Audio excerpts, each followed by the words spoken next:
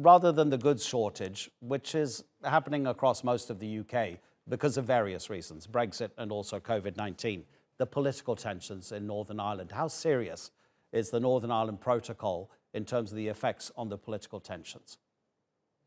Well, I think it's very, very serious. It's very clear that the British government, back in 2016, when it tabled the Brexit referendum, really didn't give a damn about Northern Ireland, didn't think about the consequences potentially for the peace process in Ireland. And at every point during the negotiations subsequently, Northern Ireland seems to have been an afterthought, despite the fact that Northern Ireland is actually part of the sovereign territory of the United Kingdom.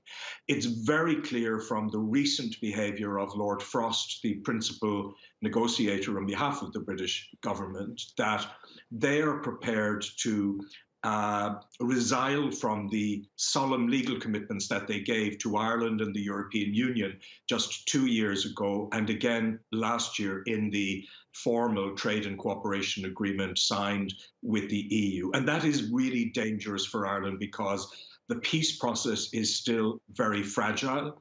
The referendum and everything that followed it, despite the fact that Northern Ireland voted by a majority of 56% to remain in the EU, it brought back all the old fissures around identity. Are you British or Irish?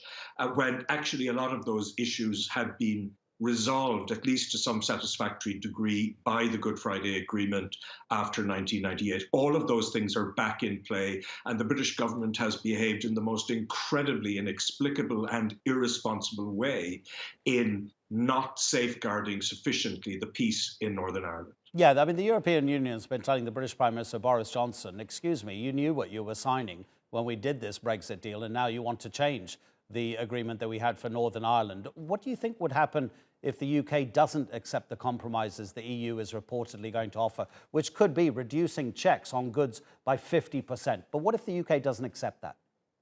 Well, the details of that proposal are being released right now, and it's very clear that they are really extensive, that the EU is actually going an extraordinary distance to meet the concerns of people in Northern Ireland. Maroš Šefčovič, the Vice President of the Commission in charge of Brexit, he has been to Northern Ireland, he has talked to the business community, he's talked to political leaders and community leaders. So there's a deep understanding, I think, in Brussels and in other EU capitals about the inherent dangers here.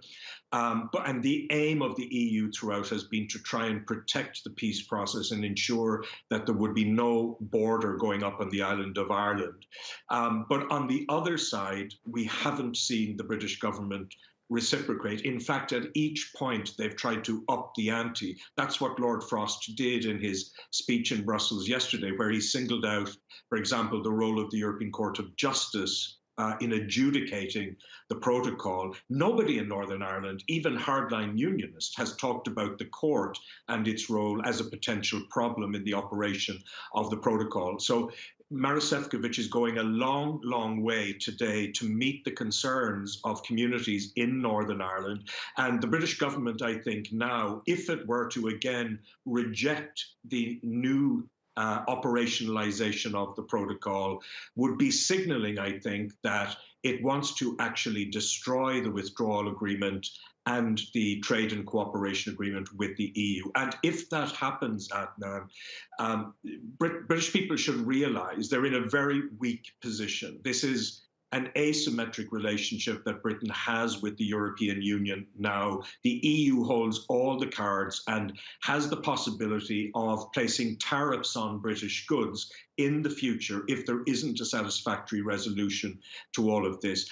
Danger also for Britain from the United States, because the US Congress and the Biden administration have made it clear again and again that if Britain does anything to damage the peace process in Northern Ireland, there will be significant consequences. And certainly there will be no trade deal, which is something that Johnson and his colleagues in London desperately want. Yeah, and Joe Biden has made that absolutely clear. John, thank you so much indeed. It's really, really interesting that there's a threat that the United Kingdom might break an international treaty that it itself has signed.